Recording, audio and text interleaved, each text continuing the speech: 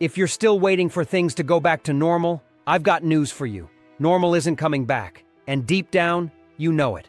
Over 72% of Americans now say the country is headed in the wrong direction. That's not a political poll. That's a survival alert. The middle class is collapsing. The price of food is up 31% since 2020. Over 41 million people are behind on their utility bills. Evictions are at a 10-year high. And the government? They're too busy funding wars and printing money to notice. So everyday people like you, are finally waking up. They're not waiting anymore. They're preparing. Because this is no longer about conspiracy. It's about reality. And if you're not paying attention, if you're not getting ready, then you're choosing to be a casualty. So here are the top reasons millions of Americans can see what's coming, and they're getting prepared before it's too late. Emergency rooms are the new waiting rooms for the working class. Do you understand what it means when emergency rooms start looking like shelter lines? Because that's exactly what's happening across America right now. People who still have jobs, waitresses, delivery drivers, even teachers, are flooding ERs not just for health crises, but because they have nowhere else to go. You think I'm exaggerating? According to the American Hospital Association, non-emergent visits to ERs are up 34% in 2025 compared to last year. Why? Because urgent care isn't covered. Primary care isn't accessible. Even people with so-called good insurance can't get in to see a doctor for 3 months, unless, of course, they pay hundreds out of pocket. We now live in a country where breaking your arm could cost you your rent, where the flu sends people into bankruptcy court. And listen, this isn't just affecting the poor anymore. This is creeping right into the middle class. Parents are showing up at ERs with sick kids because they've been dropped from employer plans or can't afford deductibles that hit $6,500 before coverage even starts. And let's not even get into mental health. You want to talk about a crisis? 1 in 4 ER visits in major cities now involve a psychiatric component. But the psychiatric beds? They've been disappearing for a decade. So now those people sit in hallways, sometimes for days, while nurses tape paper over the windows just to give them a shred of dignity. This is happening now, right now, and millions of Americans can see it. That's why they're preparing. They're buying first aid kits like they used to buy sneakers. They're taking CPR classes. They're learning herbal medicine from YouTube and printing out binders of old military survival guides. Because they don't trust the system to be there when they need it. And you know what? They're not crazy. They're ahead of the curve. In 2026, a broken healthcare system won't just be inconvenient. It could be the difference between life and death. So while the media keeps pretending everything's fine, normal Americans are stocking up on antibiotics, stashing trauma kits, and praying they don't need to use them. But they're getting ready, because they know what's coming. The rent isn't too damn high. It's deliberately unsurvivable.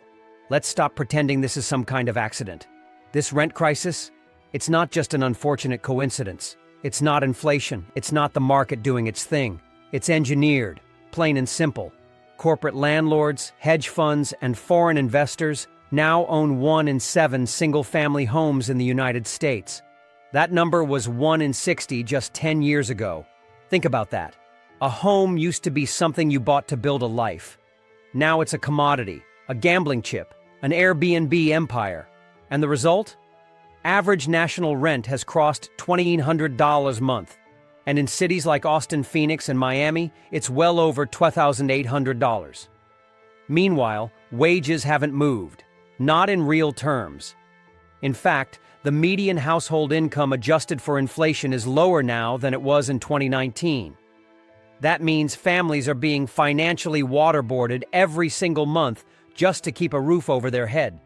And this is why people are preparing. They're not crazy, they're not paranoid, they're paying 75% of their income in rent. They're living in motels, RVs, converted school buses. They're renting basements with no windows and still can't breathe. So yeah, people are prepping. They're turning closets into pantries. They're saving cash under mattresses. They're studying property tax loopholes, reading squatters' rights laws, buying tools, and building out the back of their trucks for a worst-case scenario. And if you think this is just happening to the down and out, you're wrong. Teachers, nurses, retail managers, people with degrees, jobs, and good credit are being evicted because corporate landlords are doubling rents at renewal time and replacing humans with software. You want to know the fastest growing segment of the unhoused population? Families with full-time jobs. This isn't sustainable, but that's the point. They don't want sustainable. They want dependence. And Americans are starting to see that. That's why people are leaving cities, homesteading in rural America, buying land in the Ozarks, and swapping TikTok recipes for how to make bread from scratch. Because the new American dream isn't a white picket fence. It's survival. And millions are waking up to that brutal fact. The banks are quietly locking the doors. Something's up with the banks, and I don't care what Jerome Powell says on TV. You felt it too, right? The ATMs that say temporarily unavailable. The random debit card declines when you know there's money in your account. The way your bank app just happens to go down right when you need it most. Well, guess what? You're not imagining it. In the first half of 2025 alone, over 3,000 local bank branches have quietly closed their doors. And the big ones? They're not expanding. They're centralizing. They're consolidating. They're moving everything digital. Not for your convenience, but for their control. You think cashless is cool? Wait until the system glitches and you can't buy groceries. Wait until the suspicious activity flag locks you out of your own savings. Because it's already happening.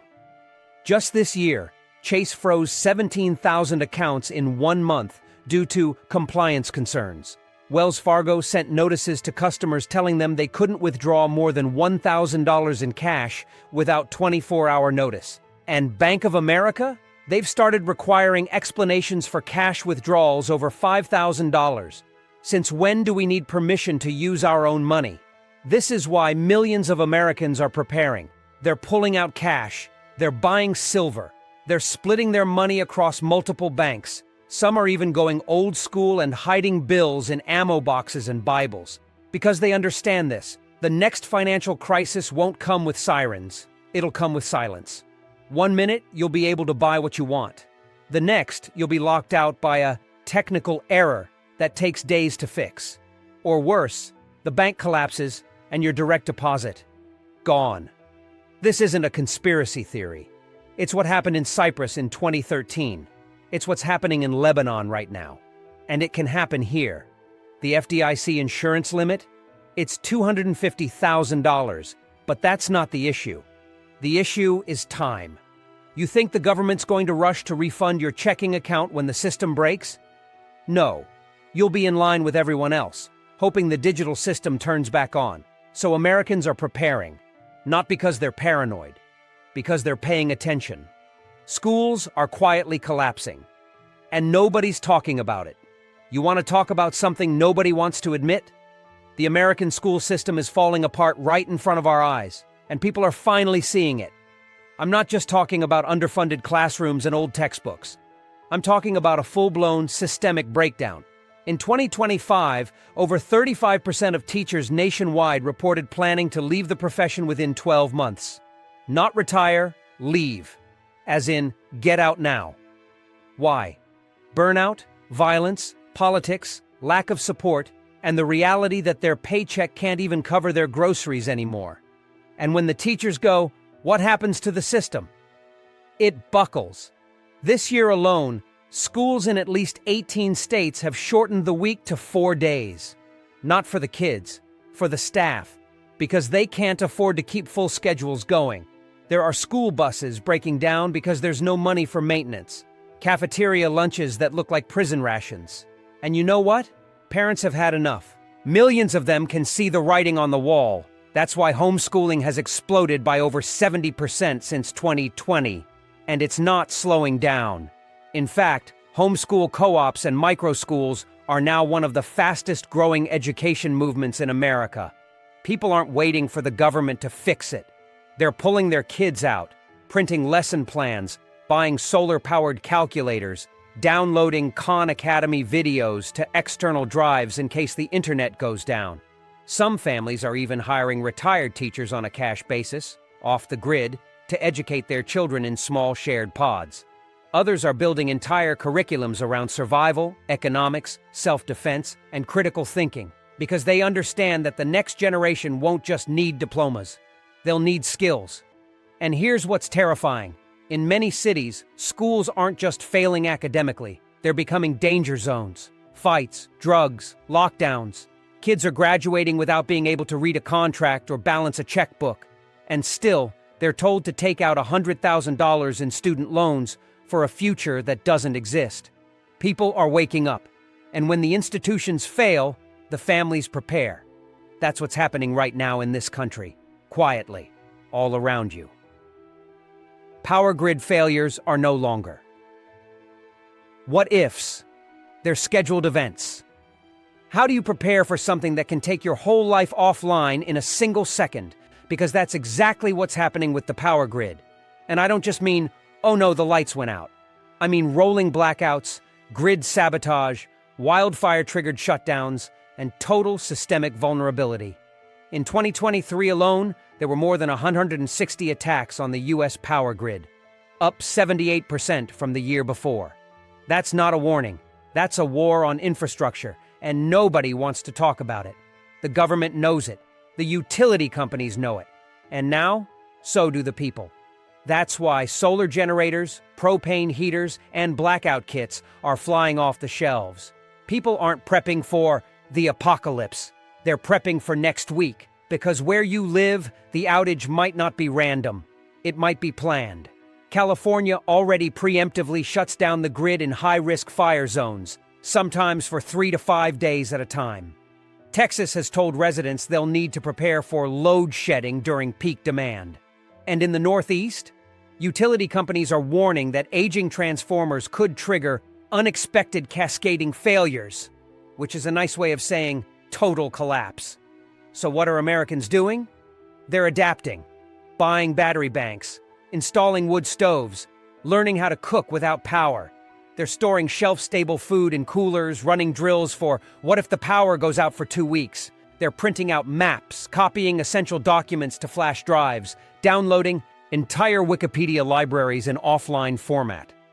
Because let me ask you something. What happens when the grid goes out and doesn't come back on for a while? No ATMs, no credit cards, no gasoline pumps, no cell towers, just silence. We've built our entire lives on a fragile system that was never built to handle 330 million people running air conditioners, Teslas, and TikTok 24/7. And when that system falters, when it really breaks, the difference between desperation and dignity is what you did ahead of time. Millions of Americans know that. They can see the headlines, they see the substations surrounded by chain link and hope, and they know it's not enough. That's why they're buying blackout curtains, emergency radios, and freeze-dried meals by the case, because they're not waiting to be rescued. They're getting ready. The water crisis is already here. And it's worse than you think. Let's stop pretending that the water crisis is some future threat. It's already happening, right now. And Americans are finally starting to notice. You know how you always hear about places like Flint, Michigan? Well, guess what? That wasn't an isolated event. That was a preview. In 2025, over 9 million Americans are drinking water that violates federal safety standards. We're talking lead, arsenic, PFAS, the forever chemicals they don't want to talk about, and entire towns being told to boil their water for weeks at a time, with zero media coverage. And it's not just the small towns. Look at what's happening in Arizona and Nevada. Lake Mead and Lake Powell are still at historic lows. The Colorado River, which provides drinking water to over 40 million people, is shrinking so fast that water rationing is no longer proposed. It's scheduled. Farms are being told to shut down irrigation. Homeowners are getting fined for watering lawns. Las Vegas now bans new grass. Yes, grass. And it's not about climate change or drought. It's about mismanagement, corporate greed, and decades of kicking the can down the road. And Americans see it now. That's why you're seeing people stock up on Berkey filters, life straws, and rain catchment barrels like never before.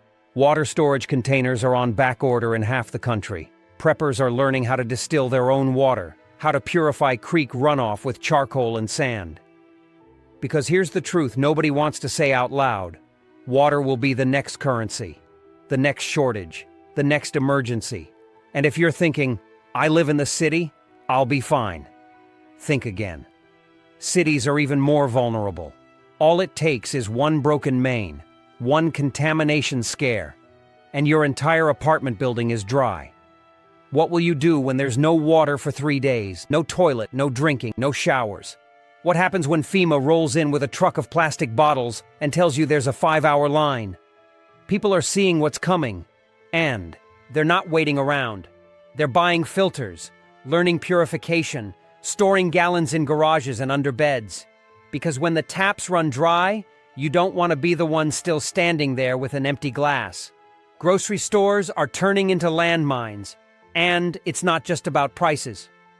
Let me ask you something. Have you walked into a grocery store lately and felt weird?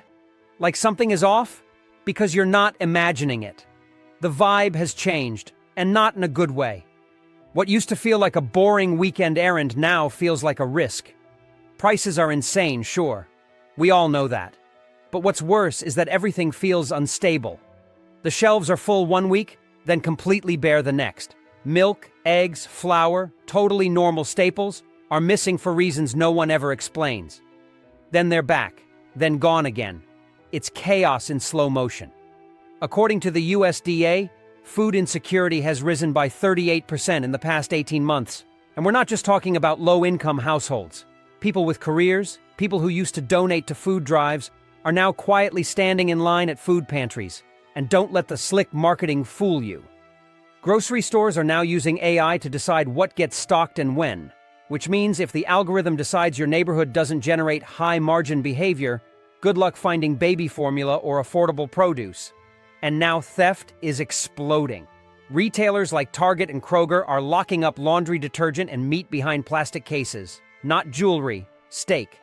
You need an associate just to buy ground beef. That's how you know something is fundamentally broken. And people feel it. They're seeing fights break out over items. Store employees quitting mid-shift. Entire aisles roped off with signs that say, out of stock due to supply chain delays. Which is code for we can't afford to order more right now. So what are people doing? They're preparing. They're learning how to can vegetables, dehydrate meat, bake bread from scratch, ferment cabbage, grow potatoes in buckets. They're buying food in bulk, vacuum sealing it, storing it in bins under their kids' beds, because they know this isn't about today's prices. It's about what happens when the trucks stop showing up, when the distribution centers shut down, when the next cyber attack hits the logistics software and no one can deliver a single pallet of rice. And you know what?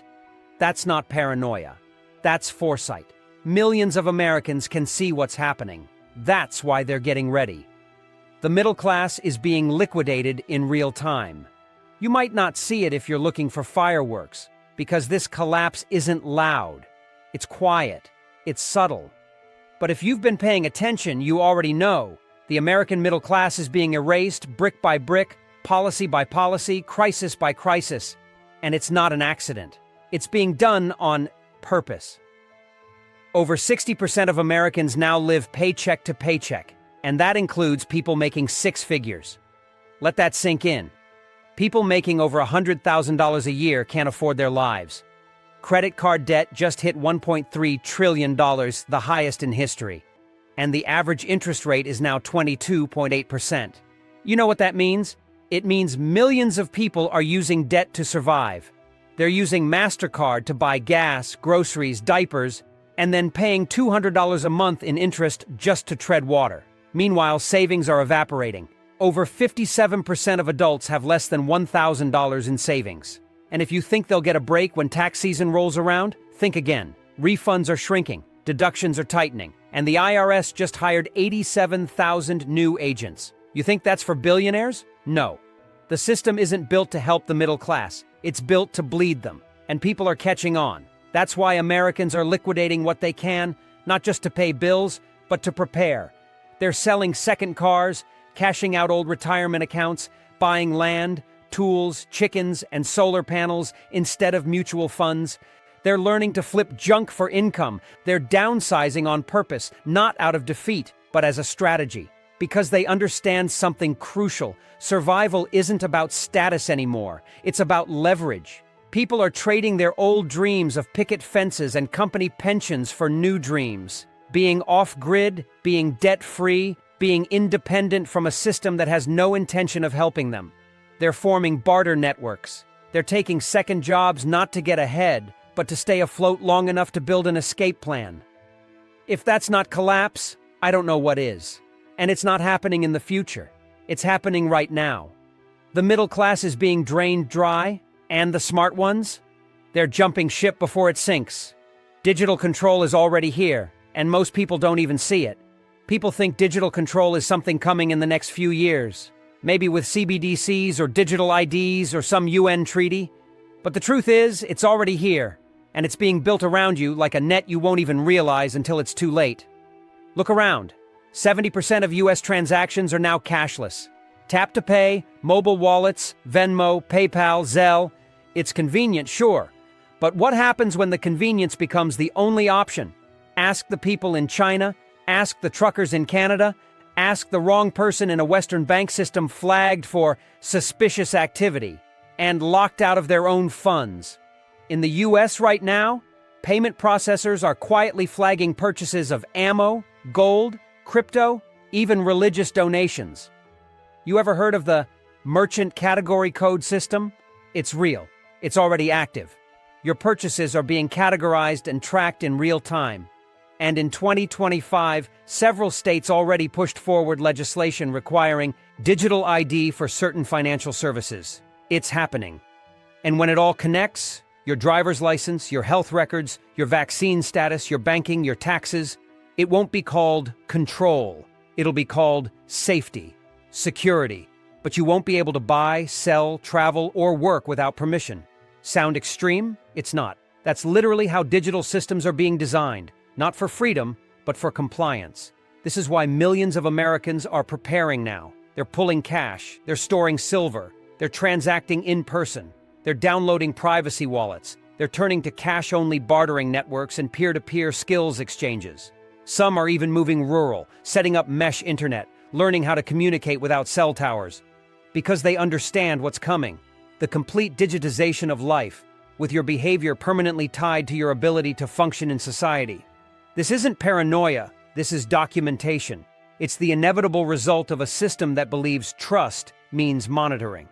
And when the power to buy a loaf of bread depends on whether your carbon score, political views, or health records are up to date, you're no longer a citizen. You're a user on someone else's platform.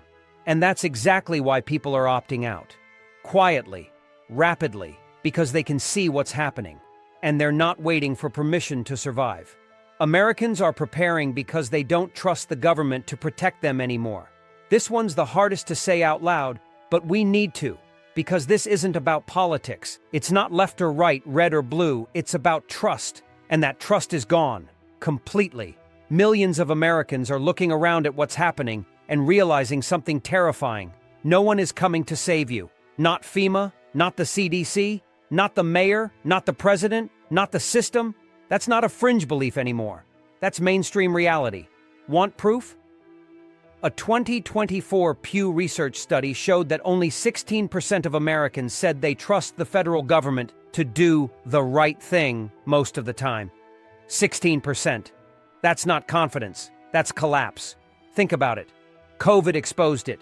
East Palestine exposed it. Lahaina exposed it. Uvalde exposed it. Time after time, regular people were left to fend for themselves in disaster zones, during wildfires, school shootings, train derailments, contaminated water, grid failures, cyber attacks, you name it. And every time, authorities show up late, underprepared, and more worried about optics than outcomes. When help finally arrives, it's clipboards and press conferences, not clean water and blankets. So Americans are done waiting. They're building their own safety nets now. They're stocking food not because they're paranoid, but because they know no one's dropping MREs on their front porch when the shelves run empty. They're buying gas masks and iodine tablets not because they're doomsday nuts, but because they saw how slow the response was after the Ohio chemical explosion and asked themselves, what if that happened here? They're learning to shoot not for fun, but because they understand if something goes down, 911 might be a ringtone, not a rescue. And honestly, they're not crazy, they're smart. Because once trust is gone, once faith in the system evaporates, you either sit there and hope it gets better, or you prepare. That's the difference now. The media calls them preppers. But you know what they really are? Realists. People who understand that Washington doesn't know their name, that no government is coming over the hill with a rescue chopper, that the real answer to what if isn't legislation, it's self-reliance. So, yeah, Americans are getting ready, quietly, strategically, emotionally, because they've realized that we're not in an age of stability. We're in an age of abandonment. And if you don't want to be left behind, you better start preparing too. Now you see it. You feel it. The system is cracking from every angle. The food, the grid, the economy, the schools, the trust. This isn't a theory. It's happening in front of your eyes. And the people who make it through, they won't be the loudest. They'll be the most prepared. Look, prepping isn't crazy. What's crazy is ignoring all the signs. What's crazy is thinking everything's fine when 40 million people are on food stamps, millions are living in their cars, and banks are quietly limiting your access to your own money. So here's the deal. You can either sit back, scroll past this, and hope the storm misses you, or you can get ahead of it, like millions of others already have. Stack your food, secure your water, get out of debt, know how to defend your home.